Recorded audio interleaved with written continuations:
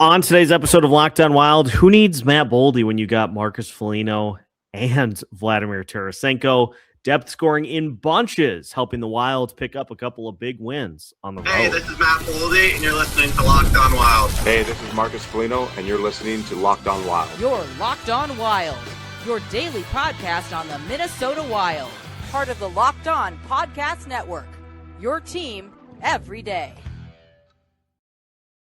Hello, I'm Seth Toupal. Welcome to Locked On Wild, part of the Locked On Podcast Network, now the #1 sports podcast network. Locked On Wild is your daily Minnesota Wild podcast. We are your team each and every day, and we thank you for making Locked On Wild your first listen each and every day as well. Make sure you subscribe on all of your favorite podcast platforms so you don't miss out on any new episodes throughout the week. On today's episode of Locked On Wild, we will talk about why the Minnesota Wild's depth scoring showing up has led to them being able to overcome the loss of Matt Boldy and other key pieces on this road trip. We will also discuss the recent trends for both Minnesota Wild goaltenders. How concerned should we be about their recent performance? And we'll take a look at some of the recent trade wins for the Minnesota Wild. New York Rangers trade partners? ? My name is Seth Toupal, host of Locked On Wild, credentialed media member, bringing you access beyond the box score all season long, and I have been the host since 2021. Joined by Alex Micheletti for today's episode, and it is a Victory Micheletti Monday because it's actually Tuesday. Victory Micheletti Tuesday because the Wild absolutely tarred and feathered the Toronto Maple Leafs 6-3, but make no mistake, this is a 5-1 game heading into the third period. It was mostly taken care of. And let's start off with our A topic here, Alex. The last 6 games, Marcus Foligno has 5 goals. Ryan Hartman has 4 goals. Vladimir Tarasenko has 3 goals. Who needs Kirill, Kaprizov, and Matt Boldy? Huge when you don't have an entire second line just out, because of injury. And, that's how you win a Stanley Cup is with your, you're getting scoring from second or, third, fourth lines and maybe guys that can move up in the lineup. And it's huge, especially Ryan Hartman. If they can get him going, because he was so great in the playoffs against Vegas, and hopefully he can continue playing well and take that into the playoffs on a good momentum. But good for Marcus Foligno after going so long without scoring a goal. So I'm happy that he's put some through, and he's such a fan favorite, and brings all the energy for the team. And good to see Vladdy. He gave out. He could have had a hat trick himself, but he said, you take it, Marcus. So pretty cool moment. He did what Zach Parise tried to do for Marcus Foligno a few years ago and failed, and led to the Wild losing a game. So credit to Vladimir Tarasenko for being better at that than Zach Parise was. But you look at these guys, and it's been an interesting season for Vladimir Tarasenko, to say the least. Got off to a slow start, and then kind of was thrust into a higher role in the lineup because of injuries, performed very well, and then he got bumped lower in the lineup, and as I think to the surprise of nobody, the production kind of went cold again, and now all of a sudden here he is back in a little higher role. I don't know what the answer is as far as keeping him productive, because the guys that are missing are going up in the lineup regardless, and Matt Zuccarello, if that's the argument as to, drop him lower in the lineup, he's still producing himself. So it's a situation where I think they just have to find the right fit for Tarasenko, which may involve Danil Yurov and Yakov Trenyan. I mean, that combination scored a couple of times in this game, and it seems like every time they're put together, they get at least one. So maybe that's the answer, but I feel like it's more about who is with him on the line than it is what Tarasenko is or isn't doing at this point. Yeah, all Russian line. That that could maybe that makes him the most comfortable on this team. And yeah, he's just gonna have to find his way, and come playoff time too. That's what he's known for, scoring in the playoffs. So hopefully he can be comfortable when it comes around that time as well. But yeah, he's a veteran. He knows how to adapt. He's just gotta figure it out. He's making a lot of money for 1 year here, and they're counting on him to help against most likely the Stars. And the interesting thing, you look at Marcus Foligno, who is giving you power play scoring, which you don't think about Marcus Foligno being like your prototypical power play guy. But the fact that he's giving you even strength and power play goals after, like you said, being just horrendously snake bitten for the first couple months of the season, he's finally getting some goals back. And, a guy who I think if you have your full lineup at its disposal is probably playing a fourth line role. So if you can get that depth of lineup all the way through, that's where this team starts to become truly dangerous. When we get everybody back and make the push towards the playoffs. Yeah, absolutely huge. He, as we know, he throws the body, and this Wild team, they want to play heavy in the playoffs, and he's going to be right up there for a guy that you want to bring the physicality against. And yeah, they need him. They need him to play well and be smart too, because we've seen in the playoffs before previously where he took a penalty and that kind of ruined a game against the Dallas Stars, ironically. So yeah, just stay out of the box. Him and Hartman, just play physical, but don't go over the line as well. It was a nice turn back the clock performance for Kaprizov, Zuccarello, and Hartman against Toronto. They played 15 minutes together as a line combination in the game. They were responsible for 19 shot attempts in the 15 minutes to just 11 against. So they crushed in the expected goals, in the Corsi numbers. And, when you can do something like that, which allows Danila Yurov to play lower in the lineup, which allows, Nico Sturm, these other guys to just kind of slot in more naturally in the lineup. If he's able to take that top line role, that just takes so much pressure off of the rest of the middle of the lineup. 100% agree. And this watching Toronto, it's not as good of Toronto teams in the past that we're used to. It doesn't seem like they've taken to Berube's systems very well, and I don't think he's long for the job there. I know he's been a great coach in the past, but yeah, just seems something off, and it's not just losing Mitch Marner. So yeah, I would expect some changes with that team for sure. Yeah, and even it's a Toronto team that is definitely down on their luck, but they had won 7 in a row at home. Right. So you go into their barn and you mostly handle the business. But like we were talking about in the post game, the Wild just got back to being, I think, the aggressors, which was a nice change to see throughout the lineup. Up and down the lineup. Hunter Haight looked great over the last couple of games, but you look at what kind of held them back against the Jets and the Devils. They just were not the more aggressive team, and they were waiting for things to happen that just weren't there. And you crash the net, and what a shock. Good things tend to happen.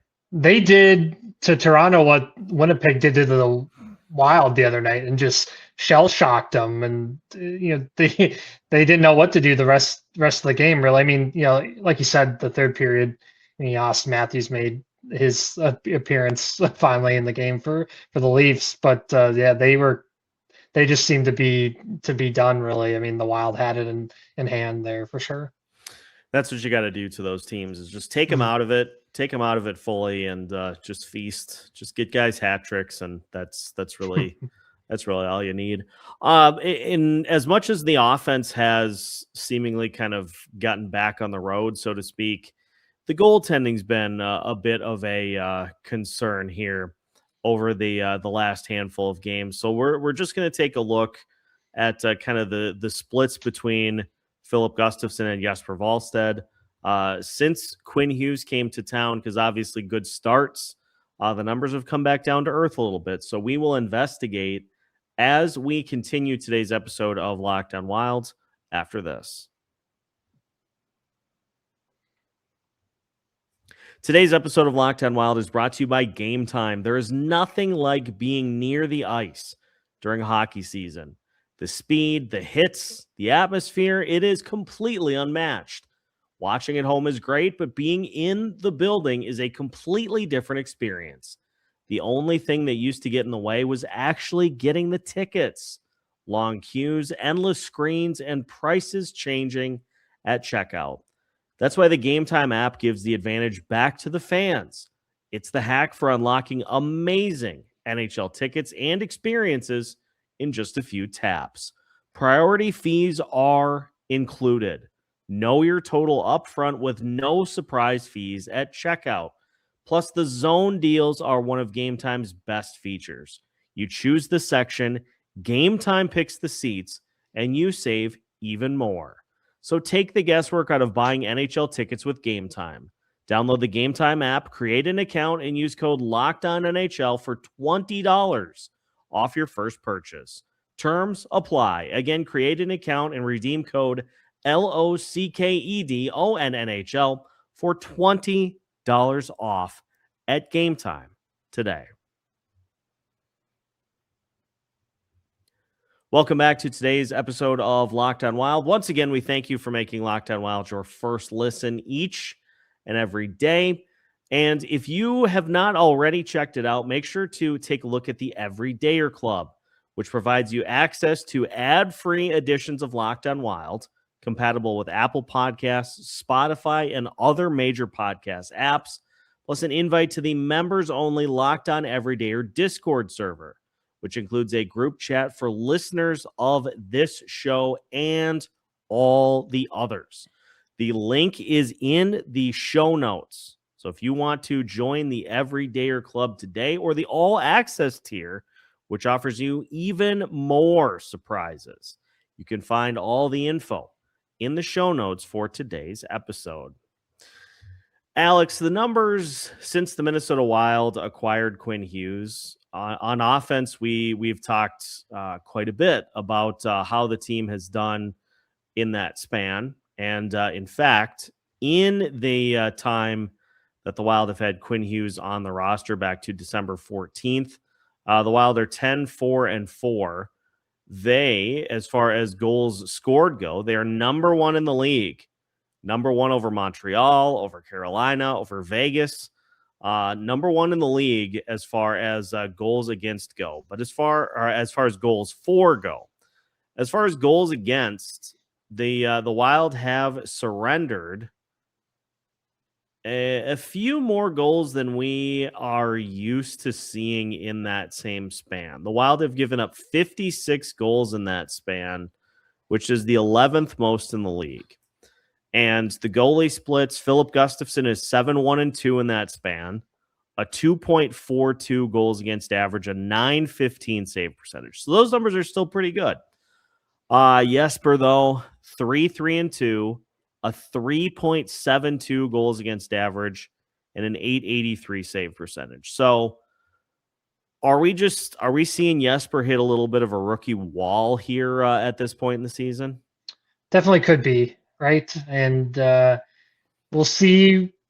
Both of them are going to Milan, so we'll see how that all works out and if they get playing time or how they're going to divvy that up, because Markstrom's been struggling as well with the Devils, and are they going to play him just based on seniority?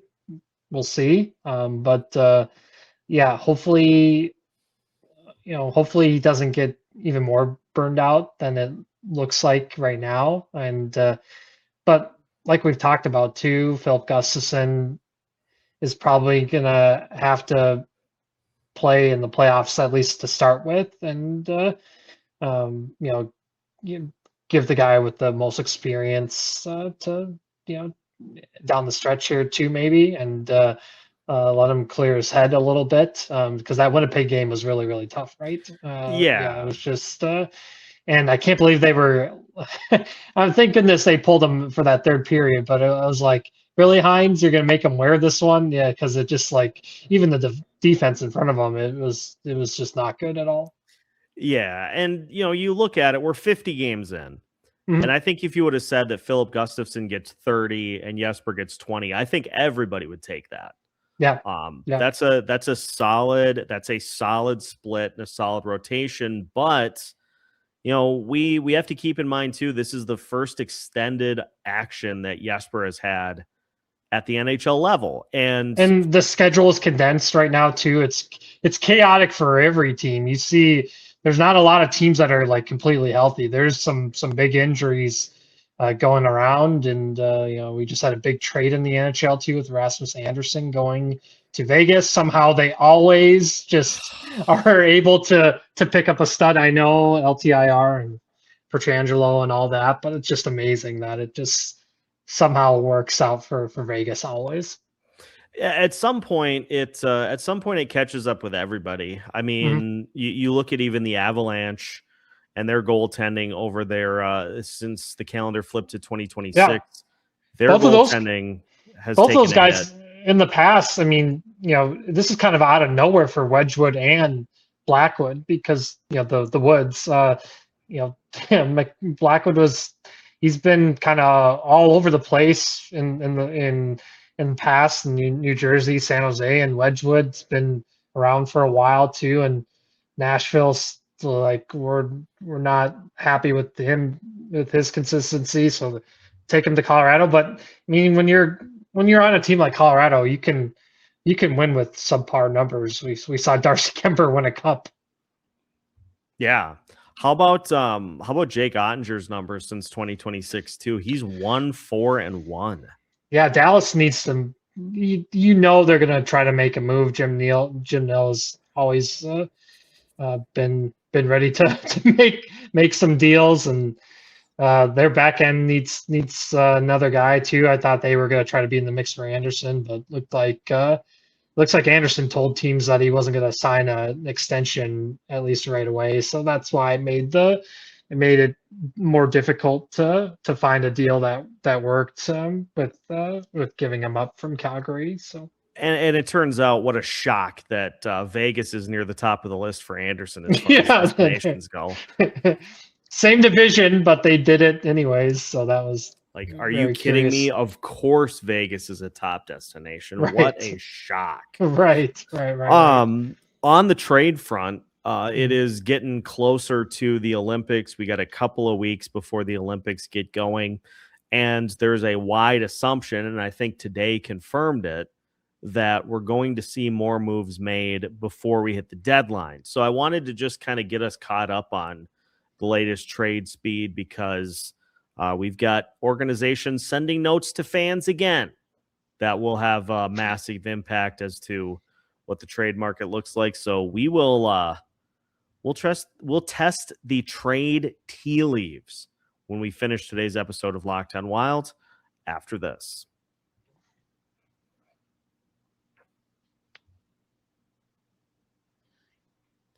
Final segment of today's edition of Locked On Wild. Once again, we thank you for making Locked On Wild your first listen each and every day. Again, make sure to like and subscribe on all of your favorite podcast platforms so you don't miss out on any new episodes throughout the week. We'll have some sort of a recap of tonight's game against the Canadiens. It probably won't be immediately after the game is done. I will be on the road tonight. So we'll see when we get back, and we'll put something together as far as a recap goes. Hopefully after another Minnesota Wild win, but I guess we'll wait and see. On the trade front, Alex, so we, as you mentioned, the Rasmus Anderson trade. We saw Kiefer Sherwood traded to the San Jose Sharks as well. So trades are starting to pick up. I know there was a report that the Minnesota Wild had checked in. And I think it was David Pagnotta that said that the Minnesota Wild had checked in on Vincent Trocheck, that they like him. There was another podcast that said that the asking price is Danila Yurov or Charlie Stramel and a first-round pick for Trocheck, which I would prefer Danila Yurov to not be involved, but you're getting a guy for 3 more seasons at about $5.3 million per.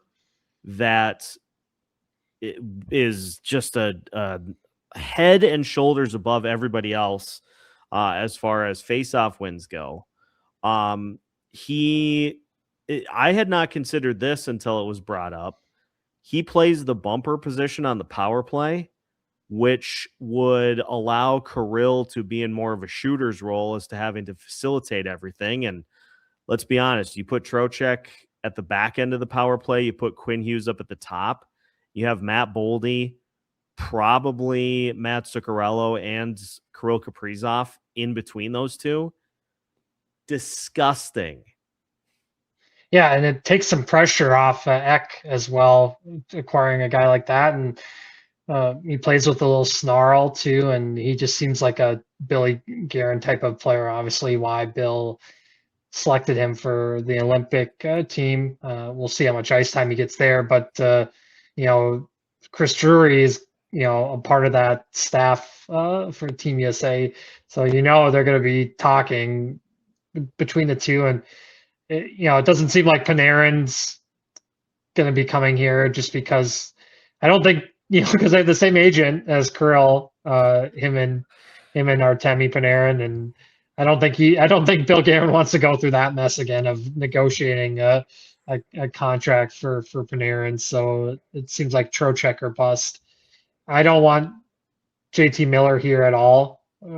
He's ruined 2 franchises basically. Yeah. You hear all the drama with Vancouver and in the Rangers now too this past season. Just seeing some of the highlights too, where he's just given up defensively. Especially, we've seen that viral clip of the Vegas goal where he just is nonchalantly skating, which is just crazy. And I'm sure Bill Guerin can ask Quinn all about JT Miller in the locker room and all the drama that was involved with him and Elias Pettersson. Yeah, the Minnesota Wild are uniquely positioned in a couple of different parts of the trade deadline. Is obviously you've got Quinn Hughes. If they would get involved on JT Miller, you could go right to Quinn and say, "Hey, is this a guy we should get?" And he'll be like, "No." So dealt with all that for a while. You have all that, but then you have obviously Matt Zuccarello was a member of the New York Rangers. Now, as far as overlap for him and Trocheck, not so much, but Zuccarello he knows the organization well, so he's going to have connections to be able to kind of tell you what you need to know about Trocheck. Zibanejad was there too. If Bill Guerin is interested in another center, he's out there too. I don't know if Bill Guerin is interested in him, but that's when they sent out that letter, they're saying we're going to get rid of guys that have been here for a while. So that's another name that I'm sure Drury would like to dangle out there to teams for sure. But here's the other thing too. This is the most unfortunate part. Is Nashville playing so much better? Right. Because Ryan O'Reilly just had a hat trick against the Avalanche. Right. Yeah, phenomenal. Yeah, they're playing so much better. Roman Josi has woken up. Yeah. And he is winning faceoffs at a 56.2% clip. He can help you tremendously on the penalty kill. He's playing top 6 minutes, top line minutes for Nashville. Shooting the puck more. Yeah. He just feels like a good fit. Selfishly, if it were me, I'd get both and then just figure out the depth as far as the centers go. But that is with where the Wild are at as far as assets go and with where they're at with the roster construction. It kind of feels like if they do much more than bringing one more guy in, that somebody's going to have to be sent off the roster, right? Yeah, 100%. And I don't know. I know they love Ryan Hartman, but we've heard it in the past this year that he was kind of on the block, or that Bill Guerin was throwing his name out there. We've heard the rumors with Philly in Bobby Brink. So we'll see if anything materializes with Philly there and Danny Briere. So we'll see. I thought it was interesting with these past couple of trades too. If you look at the returns, teams are giving 2027 picks. So I don't know if they didn't have any, or they didn't want to give up 2026, but I thought it was interesting both in the Sherwood and the Rasmus and Anderson deal that there was 2027 picks involved. Of which the Minnesota Wild can dip into that pool if they need. They certainly have other prospects that they can trade. I mean, you've got Carson Lambos. Your D core is pretty full for the next couple of years. Yeah. So he seems like somebody that could definitely be dangled. Charlie Spacek always. Spacek. They've got guys, and they have a guy. This is where your scouting director kind of plays devil's advocate with himself. Because anytime you're dangling these prospects, your scouting director can tell the general manager, these are guys that we absolutely can't part with. These are what these guys can end up as. Like if I had, I'll just put it this way. If I was given an opportunity to have Vincent Trocheck now, who is definitely, he's a top 6 guy, a bona fide top 6 guy. He's going to help you tremendously in the faceoff circle. He is going to be somebody that can potentially reshape your power play. If I had the opportunity to have him now, or what is likely the ceiling for Charlie Stramel in 3 years as a middle 6 center, I'm taking Trocheck every time. The goal is to win the Stanley Cup, right? They're in win mode right now. You don't acquire Quinn Hughes to say, oh, we hope maybe in the future, in 2 or 3 years, to win the Cup. No, you're trying to win right now. That's why Bill Guerin did that. He shocked everybody in the league because he believes in what he has, and he got a full upgrade from. It's the same thing. He gave up Zeev. Zeev is going to be a good player, but you already have a full Zeev right now in Quinn Hughes. It's going to be a bit before Zeev becomes like Quinn is, and so they're definitely. It seems like they're going to be going big game hunting, and I know Judd, and his scouting staff, if they have less picks to deal with, that's why they're always scouting. Their college free agents are going to be probably a lot, bigger for them, just because they're needing to restock the prospect pool. So I'm sure they're in all the college ranks all over the country looking for guys and European free agents, and that's what you kind of have to do when you lose or give up so many prospects and picks, is you have to find unique ways to fill the cupboard. And let's keep this in mind as well. There are other ways to make a trade. If you don't feel like you have enough assets to acquire somebody outright, that's where then you can get a third team involved. Maybe a team that has a ton of prospects, that wants to add a veteran, that wants to maybe take one player from one team, send a couple of prospects to the other, to where then you send a pick one way and a prospect the other.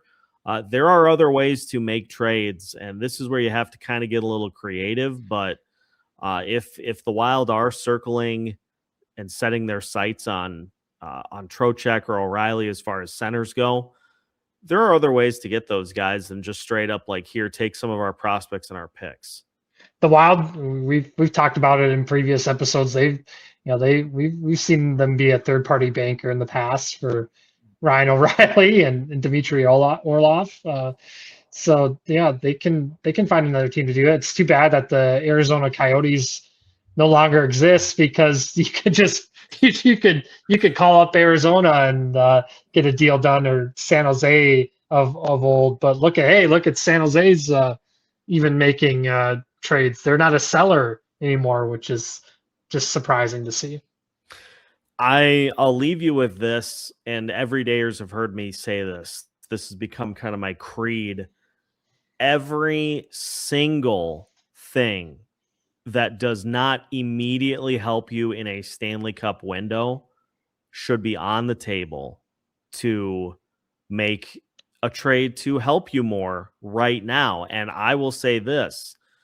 I think the progress that Danila Yurov has made this season has nudged him into the he helps you win now, as opposed to trying to upgrade that spot. Zeev Boyum, he had a lot of growing to do as a defenseman. So the Wild upgraded him and turned him into Quinn Hughes. You were not going to get a center back in that trade. You had to send out, obviously, Liam Ogren, who is another player that the Wild didn't think could help them right now. And Marco Rossi, as much as we liked him, as much as he was a fan favorite, Bill Guerin didn't think that he was going to help this team win right now. So now it feels like you maybe have you have one more move that you definitely need to make. I'd like to see at least one after that, just for depth purposes, but you have one more move to make. And so whatever prospects are on the roster or in the system that don't help you do that right now, ship them out. Yeah, we just saw two Pacific teams make huge deals, with Sherwood going to San Jose and Anderson going to Vegas, and these Central Division teams are going to make moves. It's going to be an all-out arms race. Dallas is definitely going to start to do something. They're going to use that Sagan money, and Colorado's always looking to upgrade. Heck, they pulled off the Brock Nelson deal last year when we didn't think that they'd be able to do that. They weren't afraid to give up Callum Ritchie and go big for Brock Nelson. It didn't work last year, but could for this season for them. So we'll see. Brock's playing at an unbelievable level, and congrats to him for making the Olympic team. And yeah, we'll see. Maybe battle them later in the playoffs. Look at Vegas. The next time they have a prospect impact their roster will be the first. I'm obviously joking, but they have been more than willing. They've been willing to move players off the roster to make trades. And they could continue to make moves, because it doesn't seem like William Karlsson's going to be back this season. So I'm sure they're going to be in the Trocheck sweepstakes, because they need a center too. So it'll be interesting to see if they can outbid the Wild, or what their plan is for center, just like the Wild. We will find out. That will do it for today's episode of Locked On Wild. Once again, we thank you for making Locked On Wild your first listen each and every day. Make sure to like and subscribe so you don't miss out on any new episodes throughout the week. Make sure to join us later after the game tonight for a recap of the final game of the road trip. And make sure to join us on Wednesday at 8 p.m. for Denny's latest live show, breaking down even more trade discussion and what he has seen from the Wild here over the last handful of games. That's 8 o'clock on YouTube. Make sure to follow us on all of your favorite social media platforms as well, so you don't miss out on any Wild news throughout the week. We have you covered every Monday through Friday as part of the Locked On Podcast Network, your team every day.